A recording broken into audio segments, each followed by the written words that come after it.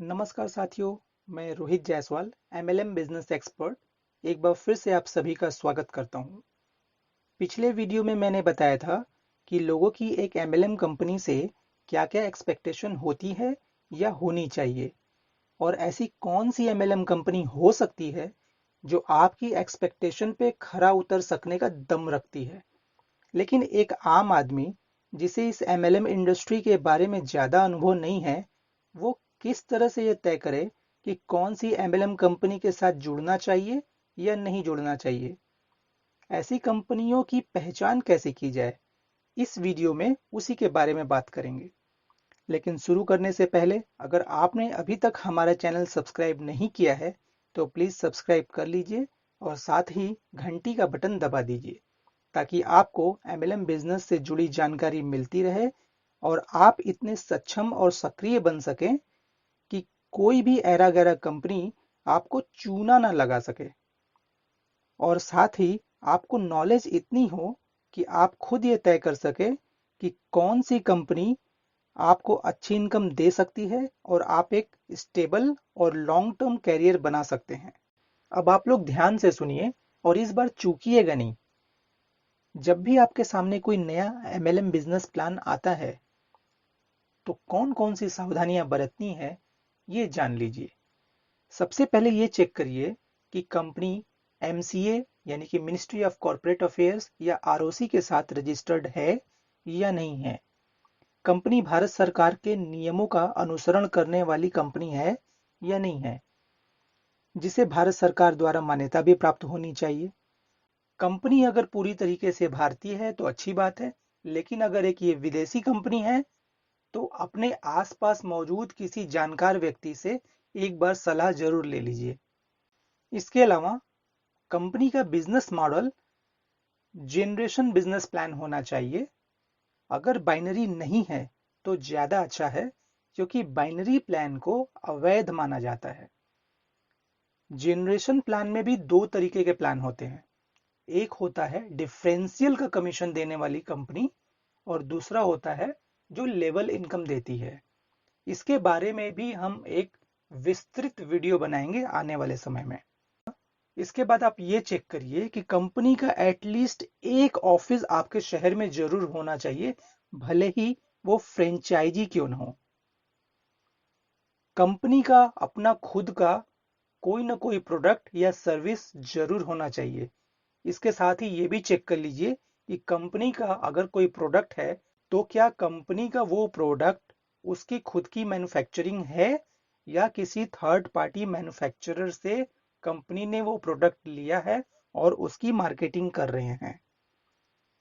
सबसे इंपॉर्टेंट बात, पैसा लगा करके मेंबरशिप हासिल करना जरूरी ना हो। बिल्कुल मुफ्त में भी मेंबरशिप हासिल करने का विकल्प मौजूद होना चाहिए। मतलब ये बहुत सारी कंपनियां करती ये हैं कि लोगों के सिर्फ आईडी अपने वेबसाइट पर बनवा लेती हैं, लेकिन वास्तव में बिजनेस शुरू करने के लिए कुछ न कुछ इन्वेस्ट करना ही पड़ता है, प्रत्यक्ष या अप्रत्यक्ष रूप से। अगर ऐसा नहीं है तो बहुत अच्छी बात है। इसके अलावा अगला पॉइंट है, किसी भी तरीके का कोई भी मासिक खरीदारी करने का बंधन नहीं होना चाहिए या फिर किसी भी कमीशन को पाने के लिए कोई भी शर्त नहीं होनी चाहिए। कुछ कंपनियों में ऐसा नियम होता है कि महीने में, 2 महीने में या 3 महीने में कुछ न कुछ प्रोडक्ट्स की खरीदारी करना मैंडेटरी होता है, जरूरी होता है। अगर आप ऐसा नहीं करते हैं तो उससे आपके बिजनेस के ऊपर या आपके अकाउंट के ऊपर भी इसका असर पड़ सकता है या आपका अकाउंट बंद किया जा सकता है। इसलिए किसी भी तरीके की मासिक खरीदारी करने का बंधन न हो। इसके बाद जो मैंने बताया कि जनरेशन प्लान होना चाहिए, उसमें आप इस बात का खास ध्यान रखें कि कहीं ये जनरेशन प्लान डिफरेंशियल का कमीशन देने वाला तो नहीं है। अगर डिफरेंशियल का कमीशन देने वाला जनरेशन प्लान है तो आपको एक बार फिर से सतर्क हो जाना चाहिए, क्योंकि ऐसे कंडीशन में आपका सारा मेहनत बेकार हो सकता है। ज्यादातर डिफरेंशियल का कमीशन देने वाले बिजनेस में लोग हाई लेवल को पहुंच तो जाते हैं, लेकिन उसके बाद भी जीरो हो जाते हैं। तो ऐसा नहीं होना चाहिए। अब आप ये चेक करिए कि कंपनी का जो कमीशन है, क्या वो प्रोडक्ट या सर्विस के बिक्री के ऊपर आधारित होकर के मिलता है, या सिर्फ नए लोगों को कंपनी में जोड़ने से आपको कमीशन मिलता है। अगर कंपनी में बिक्री, प्रोडक्ट की बिक्री या सर्विस की बिक्री के ऊपर आपको कमीशन मिलता है, तो वही रियल एमएलएम है। अगर सिर्फ नए लोगों को जोड़ करके आपको कमीशन दिया जा रहा है, तो ऐसे सिस्टम से आप बचें। इस तरीके के सिस्टम को पिरामिड स्कीम कहते हैं, और इसके ऊपर भी मैं एक वीडियो बनाऊंगा आने वाले समय में।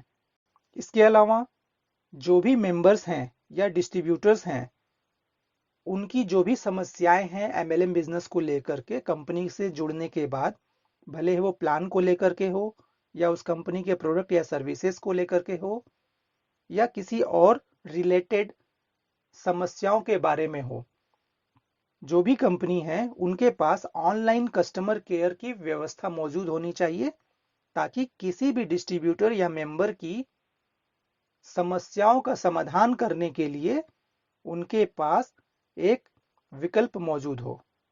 कंपनी के सारे नियम बिल्कुल पारदर्शी होने चाहिए। सभी नियम की एक लिस्ट होनी चाहिए, और जो आपके सामने ऑन पेपर होनी चाहिए।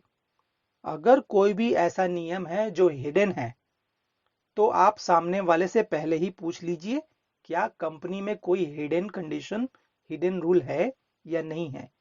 कंपनी के जितनी भी तरीके के चार्जेस हैं, फीस हैं या कोई शुल्क है, तो उसकी एक कंप्लीट लिस्ट होनी चाहिए, और वो लिस्ट ऑन पेपर आपके पास होनी चाहिए। उस लिस्ट में ये भी बिल्कुल क्लियर होना चाहिए कि कितना चार्जेस लग रहा है और कितने अंतराल पे लग रहा है। इसके अलावा जैसे मैंने आपको बताया कि प्रोडक्ट या सर्विस पर आधारित होकर के कमीशन देने वाला सिस्टम होना चाहिए, तो कुछ कंपनियां ऐसा भी करती हैं जिन्हें वो नॉन वर्किंग प्लान कहती हैं, जिसमें ज्यादातर होता यह है कि वो आपसे कुछ रकम, छोटी रकम हो या मोटी रकम हो, कुछ रकम इन्वेस्टमेंट करवाती हैं और उसके ऊपर आपको ब्याज देती हैं। इस तरह का सिस्टम ना हो तो ज्यादा अच्छा है, क्योंकि इन्वेस्टमेंट करा करके आपको जो भी कमीशन दिया जा रहा है या कुछ इंटरेस्ट दिया जा रहा है, तो इस तरीके का बिजनेस करने का जो अधिकार है वो reserve bank of India, IRDA या सेबी द्वारा निर्धारित कंपनियों को ही होता है। नेटवर्क मार्केटिंग कंपनियों को इसका अधिकार नहीं है। अगर कोई network marketing company RBI, IRDA या सेबी के अंतर्गत रजिस्टर्ड है, तो स्पेशली उनको ये अधिकार हो सकता है। अदरवाइज निवेश करा करके निवेश की रकम के ऊपर ब्याज देने वाला सिस्टम नहीं होना चाहिए। इसके अलावा किसी भी तरीके का ऑनलाइन सर्वे करा करके पैसे देने वाला सिस्टम नहीं होना चाहिए। सोशल नेटवर्किंग वेबसाइट या ऑनलाइन एडवर्टाइजमेंट पर क्लिक करा करके पैसे देने का सिस्टम नहीं होना चाहिए, ये अवैध है।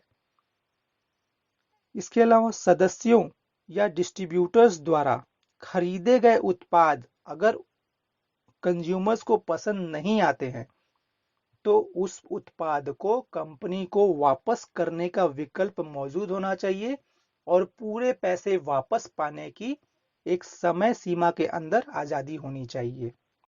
अगर किसी कंपनी में आपको प्रोडक्ट रिटर्न करने की आजादी नहीं है, तो आपको सावधान हो जाना चाहिए।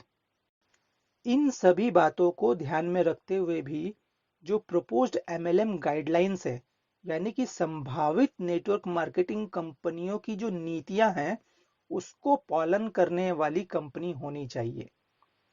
इसके अलावा भी बहुत सारी सावधानियां हैं जिसे आपको बरतनी चाहिए, जो आप समय के साथ धीरे धीरे सीख जाएंगे।